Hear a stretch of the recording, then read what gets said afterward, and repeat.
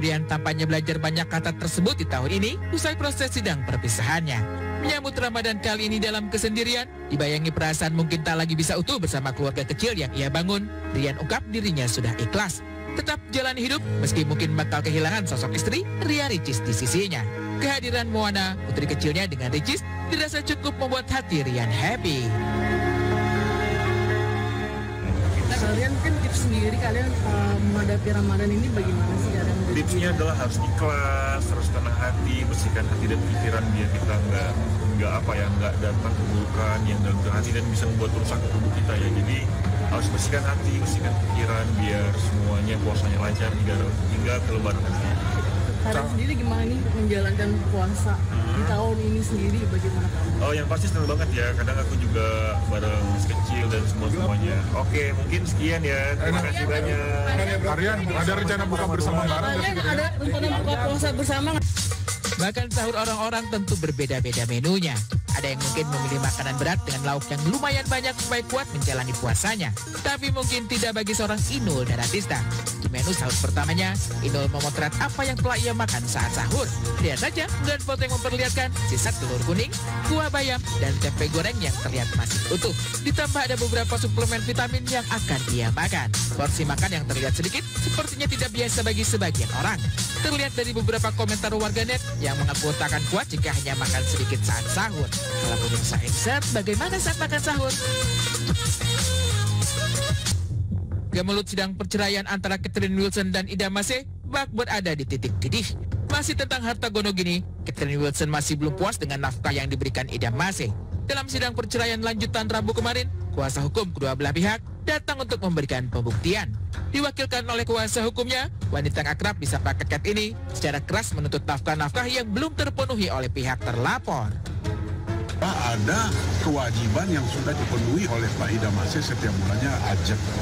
Memang betul dia ajak pembayaran bulan pertama, bulan kedua, bulan ketiga, dan keempat itu ajak. Dan untuk selanjutnya, menurut pengakuan klien saya bahwa itu sudah tidak sesuai lagi yang diperjanjikan dalam akta notarial, ya, yang dimana di situ ada perjanjian pranikah. Di situ satu ada kewajiban daripada Pak Ida Mase untuk memberikan kepada istrinya sebulannya sekian. Namun itu dengan terakhirnya itu tidak sama sekali. Nah, inilah yang diungkap oleh Ibu Catherine, yang dalam hukum adatnya ada istilahnya dalam hukum perkawinan ada nafkah terhutang. Nah, nafkah terhutang ini yang dituntut oleh si Ibu Catherine. Begini, nafkah itu pemberian Allah SWT. Istri tidak boleh mengatakan kurang. Kalau kurang pun berapa sih standar kurangnya? Berapa standar lebihnya? Kan tidak bisa kita tentukan. Kebutuhan tiap orang berbeda-beda kan? Tapi menurut kami dari bukti yang kami sampaikan dengan nominal yang sangat besar setiap bulan, itu sudah lebih dari cukup.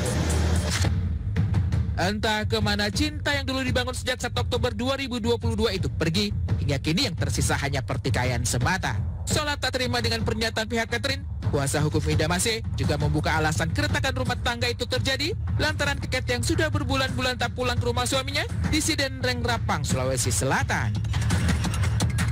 Klien kami telah berpendapat bahwa Catherine ini meninggalkan rumah tanpa seizin, kemudian tidak pernah pulang kembali untuk meminta maaf, yang seharusnya dilakukan sebagai seorang istri.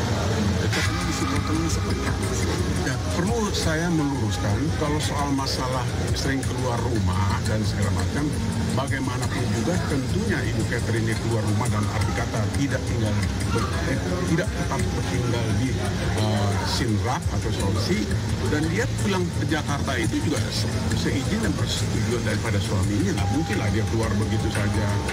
Etika dan adat istiadat tentunya dalam hukum perkawinan harus dihormati oleh klien saya. Tidak mungkin dia berkeluar begitu saja tanpa izin suaminya yang sah. Dan kita sama-sama ketahui bahwa apabila istri itu keluar dari rumah tentunya harus ada izin daripada suaminya. Itu aja. Jadi saya meluruskan, bukan berarti Ibu Catherine dalam kapasitas ini keluar begitu seenak-enak perutnya atau semau.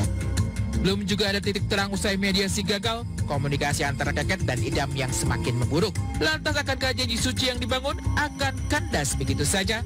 Jawabannya pun akan kembali diulas usai sidang lanjutan pada 27 Maret mendatang.